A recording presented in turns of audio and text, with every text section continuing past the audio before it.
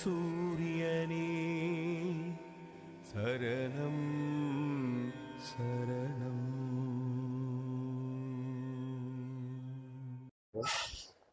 வணக்கம் சாமி. வணக்கம் சாமி. ஓம் ஸ்ரீ சத்குருவே சரணம். நீங்கள் எந்த ஊருங்க சாமி? நாங்கள் ராமநாதபுரம் மாவட்டத்துலேருந்து வர்றோம். இப்போ ஐயாட்ட எத்தனை வருஷமாக வர்றீங்க? இதோட 6வது தடவை வரேன் சாமி.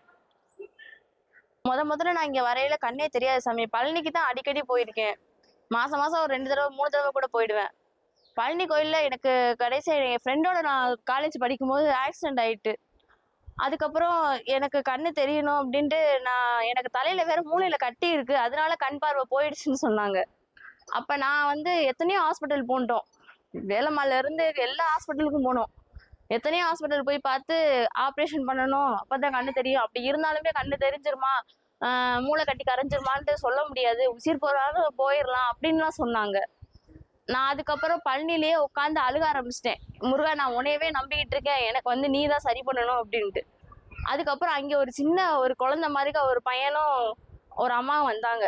அப்போ அந்த சின்ன பையன் சொன்னான், அந்த மாதிரி கணக்கம்பட்டி சாமி கோயிலுக்கு போங்க, உங்களுக்கு கண்டிப்பா தீர்வு இருக்கும், நீங்க நம்பிக்கையா போங்க அப்படின்னு சொன்னான். அதோட சரின்னு சொல்லிட்டு நானும் எங்க அம்மாவும், ஏன்னா எனக்கு அப்பா கிடையாது, அப்பா இறந்ததுக்கு அப்புறம் அப்பா இருக்கையிலே நான் ஆக்சிடென்ட் ஆயிட்டேன். அதுல இருந்தே நான் ஆஸ்பத்திரி இதுன்னு அலைஞ்சு பார்த்துட்டு தான் இருந்தோம். சரி படிப்பு முடிச்சுட்டு பாத்துக்கலாம்னு, அதுக்குள்ள இடையில கண் பார்வை மொத்தமா போயிடுச்சு. தடவிட்டே இருக்கிற மாதிரிக்கா எல்லாத்துக்கும் எனக்கு தோண ஒரு ஆள் இருக்கிற மாதிரிக்கான நிலைமைக்கு வந்துடுச்சு. அதுக்கப்புறம் இங்க நான் முதல்ல வந்தேன் கண்ணு தெரியாம. அப்பதான் இந்த ஐயாவையும் நான் சந்திச்சேன்.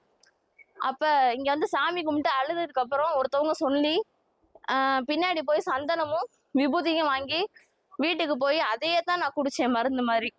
மருந்து மாத்திரை சாப்பிட்றத விடைக்கும் எனக்கு முதல்ல ஐயாவுடைய விபூதி சந்தனம் தான் எனக்கு சரியானுச்சு. கண்ணுக்கு அப்பப்போ அப்பிக்கிருவேன், அதே மாதிரி நெத்தியில பூசுவேன். நான் மருந்து போய் தண்ணியை குடிச்சேன், சாப்பாட்டுலயும் அதான் போட்டு சாப்பிடுவேன். இப்படியே இருந்துதான் எனக்கு கொஞ்சம் கொஞ்சமா சரியானுச்சு. திரும்ப நான் ஆஸ்பத்திரி அரவிந்துக்கு போய் பார்த்தேன், கண் பார்வை வந்துருன்னு சொல்லிட்டு ஒரு சின்ன ஆப்ரேஷன், புற நிக்கிற மாதிரிக்கான ஒரு ஆப்ரேஷன் தான். கண் பார்வை வந்துருச்சு. அதுக்கப்புறம் கண் பார்வை தெரிஞ்சு நான் இப்ப 2-3 தடவை வந்துட்டேன். சர்க்குரு ஐயாவுக்கு ரொம்ப கோடியான கணக்கு நன்றி. அதாவது இப்ப ஐயா குழந்தை மூலியமா உங்களுக்கு சொல்லியிருக்காரு, ஆமா நான் இங்க இருக்க வாங்க அப்படின்னு. ஆமா. இப்ப நீங்க ஐயாட்ட எந்த மாதிரி எல்லாம் வேண்டுதல் வச்சிருக்கீங்க? எனக்கு இன்னும் இந்த மூளை நரம்புல உள்ள கட்டி எல்லாமே சரியாயிடுச்சு, மொத்தமா சரியாயிடுச்சுன்னா ஐயாவுக்கு என்னால மனசுக்கு தகுந்த மாதிரி அவருக்கு மாலை எடுத்து கொடுக்கணும். மாலை எடுத்து போட்டு அவருக்கு என்னென்ன விதமான பரிகாரம் செய்யணுமோ எல்லாமே நான் அவருக்குள்ள அபிஷேக பொருள் இருந்து எல்லாம் வாங்கி கொடுக்கணும்னு எனக்கு ரொம்ப ஆசை. அவருக்கு மாலை பூஜை பொருள் எல்லாமே வாங்கி கொடுக்கணும்னு ஆசை. அடுத்து வர்ற பக்தர்களுக்கு நீங்க என்ன சொல்ல வர்றீங்க? நம்பிக்கையா இதை நீங்க செஞ்சா உங்களுக்கு கண்டிப்பா நடக்கும். அதே மாதிரி இங்க வரையில அன்னதானம் இருக்குங்கிறது எனக்கு தெரியாது. அங்க போய் முதல்ல எனக்கு சாப்பாடு மூக்கோலியா டீப்ல லிக்யூட் மாதிரி கொடுத்தாங்க ஹாஸ்பிட்டல்ல. சாப்பாடே உள்ள இறங்காம வாமிட் வந்துடும் எதா இருந்தாலும் உடனே போனா. அதனால அந்த மருந்து குடிச்சதுக்கு அப்புறம் நான் சாப்பாடும் நல்லா சாப்பிட்ற மாதிரி இருக்கு. வயிற்றுக்கு கோளாறு எதுவுமே இல்லை இப்போ. அதனால எல்லாருக்கும் நான் ஒண்ணே என்ன சொல்றேன், சர்க்குருவை நம்பிக்கையா நம்பி அவருடைய மருந்து அருமருந்தா எடுத்து குடிச்சா கண்டிப்பா எல்லாருக்கும் ஜெயிக்கும். இது என்னுடைய உங்களுக்கு ஒரு எடுத்துக்காட்டா நானே நிக்கிறேன் சாட்சியா. இது நம்பிக்கையா செய்யுங்க, கண்டிப்பா ஜெயிப்பீங்க. இவர் மேல முழு நம்பிக்கை வச்சிருக்கையில தான் எனக்கு நல்லா இருந்துச்சு, அதே மாதிரி உங்களுக்கு நல்லா ஆகும். நான் சர்க்குருவை வேண்டிக்கிறேன். நன்றி. சர்க்குருவே சரணம்.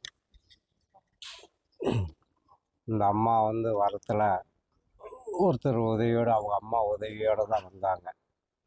வந்து சாமியை வேண்டிக்கிட்டு வந்தாங்க. என்னம்மான்னு கேட்டோம். இந்த மாதிரிங்கய்யா ஆக்சிடெண்ட்டில் எனக்கு 2 கண் இதாகிடுச்சு, என் லைஃபே இதாகிடுச்சுங்கய்யா, எனக்கு என்ன வழி அப்படின்னு கேட்டாங்க.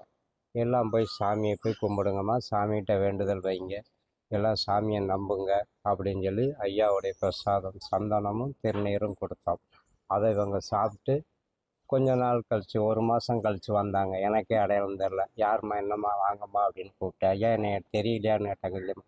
அதுக்கப்புறம் சொன்னோன்னே எனக்கு ரொம்ப சந்தோஷம். சாமியை நம்புங்க, நம்பினோருக்கு எல்லாமே நடக்கும். அதனால் சாமி உதவியோடு அவங்க இருக்கிறாங்க. ரொம்ப நன்றி. வாங்க, எல்லோரும் வாங்க, ஐயாவை வேண்டுங்க. என்ன வேணுமோ நம்ம தாய் தாப்பங்கிட்ட எப்படி கேட்குறோமோ அப்படி மன உருகி கேளுங்க, கண்டிப்பாக நடக்கும். இது முக்காலும் உண்மை, ஏன்னா இதை தவிர வேறு எதுவும் இல்லை. ஐயாவை நம்பிக்கையோடு வாங்க, சிறப்பான இதை பண்ணுங்கள், வேண்டுதல் வைங்க, நிறைவேறும். கண்டிப்பாக வாங்க. சாமி நான் ஒண்ணு சொல்றேன் கேளுங்க. முக்கியமான எடுத்துக்காட்டு பழனி மலைக்கு அடுத்த வைப்ரேஷனை நான் நல்லா உணர்ந்த இடம் நம்ம சத்குருவுடைய இடம். ஏன்னா நான் மட்டும் இல்ல, எங்க ஃபேமிலியில எல்லாருமே உணர்ந்திருக்காங்க. எங்க அம்மா எங்க அப்பா இருக்கையிலயும் அடிக்கடி சொல்லுவாங்க, இங்க வந்ததாப்பா எனக்கு வேலையில இருந்து எல்லாத்துக்குமே சரியாயிருச்சு அப்படின்னு. எங்க அப்பாவோட வழிகாட்டிப்படியும் ஒரு பக்கம் குழந்தை பாலகனா வந்தது சத்குருன்னு தான் நான் நம்புறேன். நீங்க எல்லாரும் நம்பிக்கையா வாங்க. நன்றி, ரொம்ப நன்றி, கோடான கோடி நன்றி. வணக்கம். நான் சாமிக்கு ரொம்ப 1000 கோடி நமஸ்காரம் பண்ணுறேன். நான் 1000 கோடி நமஸ்காரம் பண்ணுறேன் சத்குரு சாமிக்கு. என் குழந்தைக்கு திடீர்னு கண்ணு தெரியாமல் போயிடுச்சுன்னு சொல்லவும், ஸ்கூலில் காலேஜில் பரீட்சை எழுதிக்கிட்டு இருக்கையில் திடீர்னு மயக்கம் வந்து விழுந்துருச்சுன்னு சொல்லவும், நான் ராமேஸ்வரத்துலேருந்து எங்கள் வீட்டுக்கு போனேன், எங்கள் ஆஸ்பத்திரிக்கு.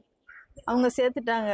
என்னன்னு போய் பார்த்தா திடீர்னு முடியல அப்படின்னு சொல்லவும் எனக்கு பயம் வந்துருச்சு. எங்கள் வீட்டுக்காரர் அப்படிதான் சண்டை இருக்குல்ல வேலைக்கிற கீழே விழுந்து கண்ணு தெரியாமல் போயிடுச்சு. அதே மாதிரி இதுக்கு வந்துருச்சோன்னு ஒரு பயம். ஆனால் அது இல்லை, உங்கள் பொண்ணுக்கு கண்ணு சரியாயிரும்னு சொன்னாங்க. அந்த நம்பிக்கையோட நானும் ஆஸ்பத்திரிக்கு போய் பார்த்தேன்.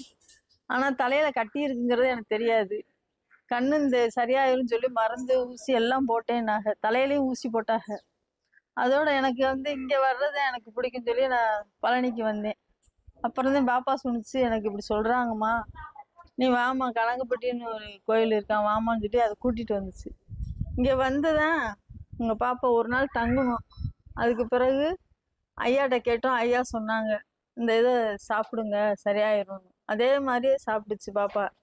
இங்கே ஒரு நாள் தங்கிட்டு அதுக்கு பிறகு போயிட்டோம். போய் திரும்ப ஆஸ்பத்திரியில் போய் பார்த்தோம், கொஞ்சம் சரியானுச்சு. அப்புறம் ஒரு வாரத்திலே தானாகவே கண்ணு சரியாயிடுச்சு.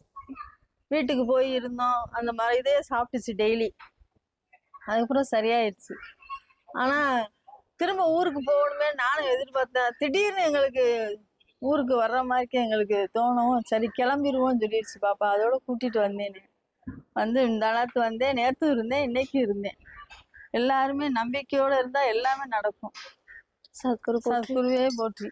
1000 கோடி அவருக்கு நமஸ்காரம்.